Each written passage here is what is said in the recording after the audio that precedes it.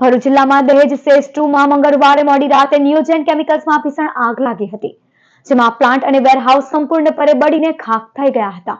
ભરૂચ જિલ્લાના દહેજ ઔદ્યોગિક વિસ્તારમાં આગની બીજી ઘટના સામે આવી છે.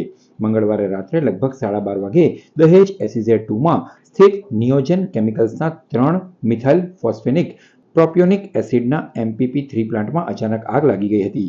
પ્લાન્ટમાં હાજર જ્વલનશીલ રસાયણો અને એસિડને કારણે આગ થોડી જ વારમાં ભયંકર સ્વરૂપ ધારણ કરી ગઈ હતી. ભીષણ આગની જ્વાળાઓ દૂરથી દેખાતી હોવાથી ભય અને અરાજકતાનું વાતાવરણ સર્જાયું હતું. વિકરાળ આગ લાગવાની જાણ થતાં જ ભરૂચ જિલ્લાની ફાયર બ્રિગેડની ટીમો દહેજની અન્ય કંપનીઓના ફાયર ફાઇટરો સાથે ઘટનાસ્થળે દોડી ગઈ હતી. દહેજ પોલીસ, જિલ્લા વહીવટીતંત્ર અને ઔદ્યોગિક ફાયર સેફટી અને હેલ્થ ટીમ પણ અસરગ્રસ્ત આગગ્રસ્ત કંપનીમાં દોડી ગઈ હતી. નિયોજન કંપનીમાં લાગેલી ભીષણ આગને કારણે આસપાસના વિસ્તારો અને નજીકના ગામોમાં ભયનો માહોલ જોવા મળ્યો હતો. આ ભીષણ આગ કંપનીના MPP3 પ્લાન્ટ અને વેરહાઉસને પોતાની લપેટમાં લઈ ગઈ હતી. જિલ્લાના 16 ફાયર વાહનો દ્વારા 5 થી 5.5 કલાકની મહેનત બાદ બુધવારે સવારે આગ ઉપર કાબુ મેળવવામાં આવ્યો હતો.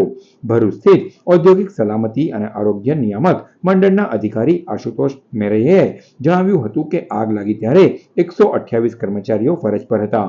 તે બધા કંપનીમાંથી સુરક્ષિત રીતે નીકળી ગયા હતા.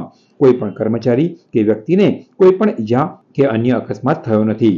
હાલમાં ડીશ ટીમ આગના કારણની તપાસમાં જોડાઈ છે.